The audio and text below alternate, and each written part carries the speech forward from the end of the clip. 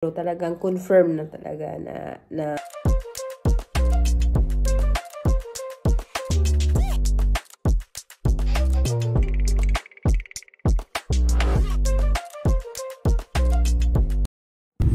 My God, mga kalabs, winter again in Finland. Oh my God, ayan, oh, tingnan nyo, ang dami na namang snow dito sa aming lugar ng malamig. Akala namin ay spring na at mag-grill na sa labas. Ayun pala ay winter na naman. Ayan, oh, grabe talaga. Ayan. So ayun mga kalabs, winter na naman tayo. Ayan, grabe. So ito na nga mga kalabs ang ating mga hinihintay na mga resulta. Grabe, ayan. So papunta na po ako sa doktor ngayon. At tingnan natin kung ano ang grabe. Pero maganda pa rin. Maganda, at least maganda, maliwanag, ganyan. O diba? Kita nyo, ang ganda din naman kasi pag ano, maliwanag, maano yung mga kahoy, maputi, o di ba? So maganda din kahit papaano, ay maganda pa din yung ating ano, kahit sabihin natin ay naku, malamig. Ayan.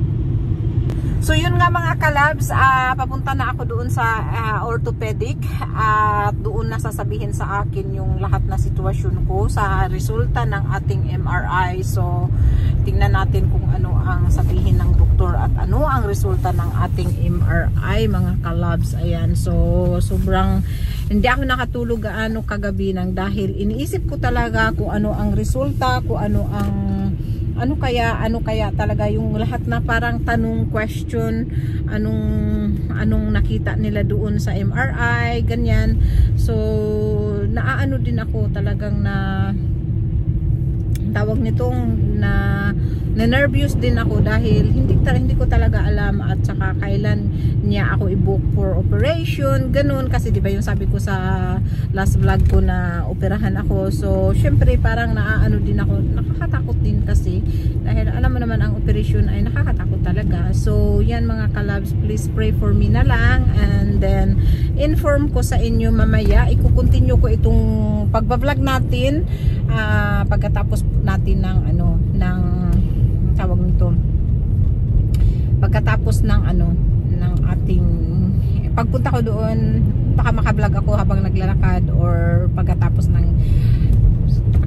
doktor. Yan. So ito magdadrive na tayo mga kalabs. So, ang ganda talaga. O tingnan nyo naman, tingnan nyo, di ba ang ganda ng view, ang ganda ng view dahil sa maputi siya. Yan, oh, di ba parang bulaklak na puti. Yan, ang ganda-ganda. So, hello po mga kalabs. Ayan. Ano na nga yung, anuhin na nga natin yung sa aking resulta ng ating MRI. So, ayan po. Hindi na ako, dapat i-continue ko kasi ito, pero hindi ko na dahil mamadali ako dahil kailangan ko pang pumasok sa trabaho. So, hindi ko yun na continue yung aking na-vlog nung nagda-drive ako, diba? Yung nasa ano. So, mag-aano po tayo. Ayan. Ngayon pa po akong seat sa rin. So, ang nangyari po is, yun na nga, nakita na yung sa MRI, na yung resulta ng meron tayong bacon. At kailangan talaga ako, talagang wala nang, ang tawag yan? Atrasan. Wala nang atrasan, talagang ooperahan na talaga yung tuhod ko. Ngayon, bukas ko siguro malaman kung kailan. So, ayan, kailangan na talagang operahan ang ating tuhod. Yan. So, ayan, namili kasi ako ng mga kasi dahil di ba si Vincent, kailangan niya ng juice, ibang klaseng juice. So, namili tayo ng juice at saka juice. Ayan, ito. Hindi ko pa ito natikman. Bago daw ito. Kaya bumili ako. And then, iba-ibang klaseng juice. So, apple at saka pear. Paborito ni Vincent yan. Then, bumili din tayo ng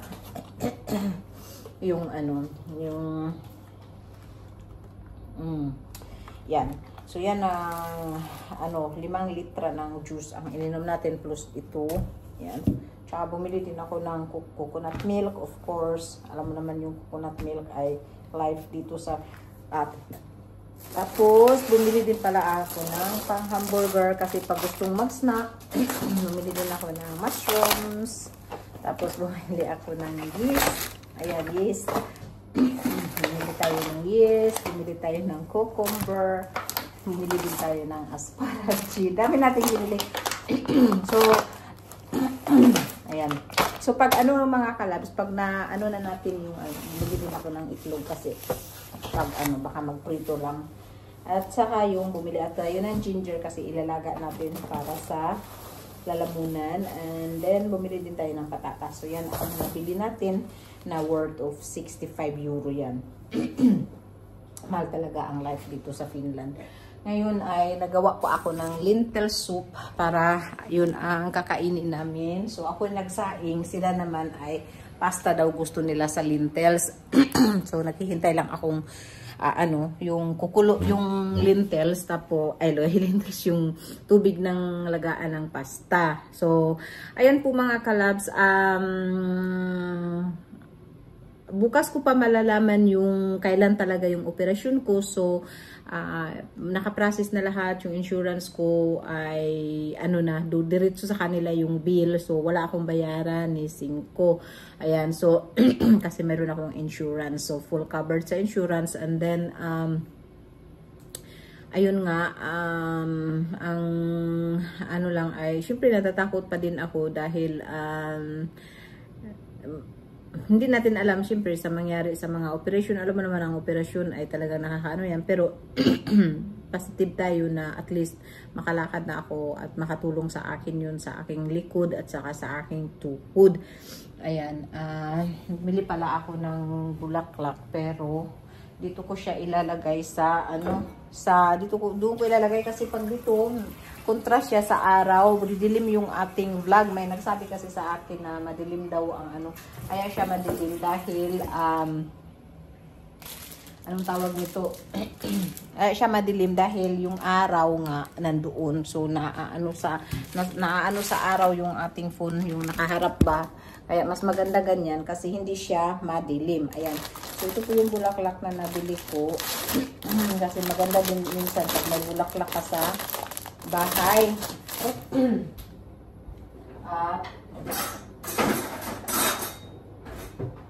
At ayan. So, ibuksan natin ito para nailagay natin dito. Tapos, puputulan ko siya. Tapos, mayroon siyang vitamins dito. Ilalagay natin yung vitamins ng flower. Ayan. So, ilagay natin yan siya. Siya, liquid siya na vitamins. And then, ito talaga puputulan ko siya. Parang, masyado kasi siyang mahaba. So, ang gagawin natin is putulan natin siya hanggang dito. Ayan. Ayan.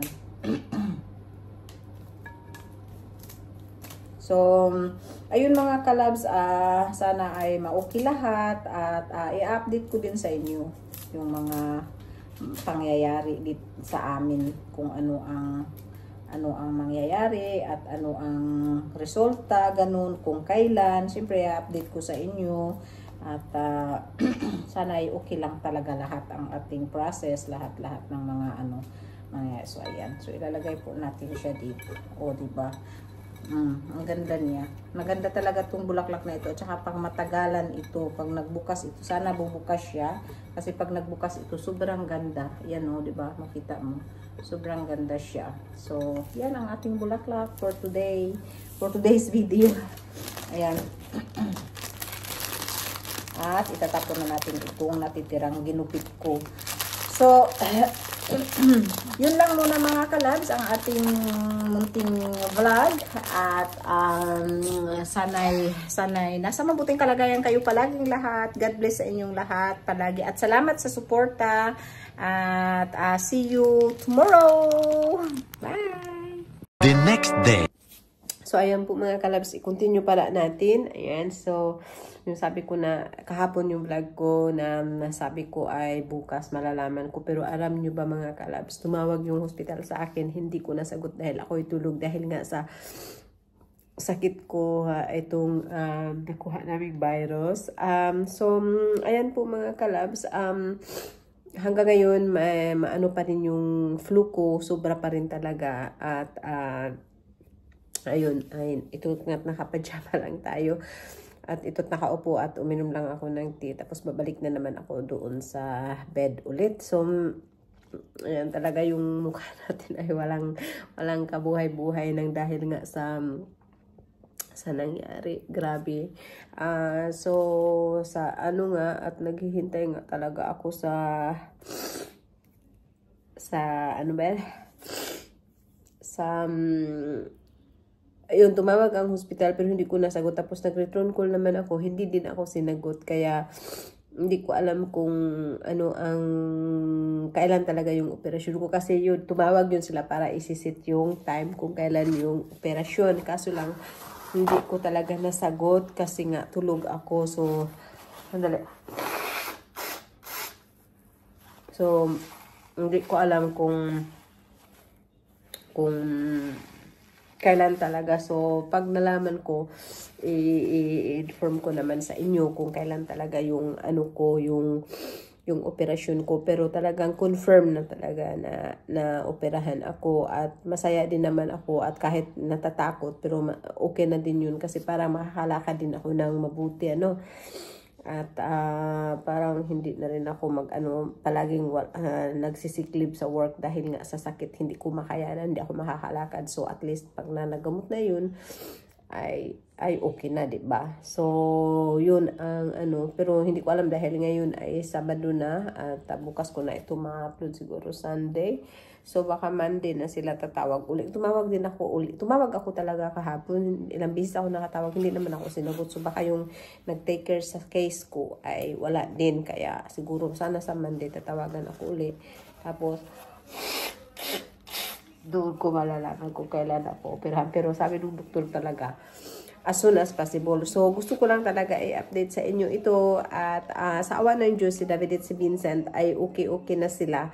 Ako lang ang medyo malala ngayon. Pero fighting din ako kasi ayoko na talagang ayoko na talaga makaya. Kaya sabi ko siguro pag nagdaldal ako, mag-i-edit ako. Inedit ko lang ito para ma-i-upload ko bukas. So, ayun mga kalabs. Salamat sa inyong prayers. Salamat sa inyong pagsubaybay. At salamat sa lahat sa inyong suporta sa akin. Thank you and God bless.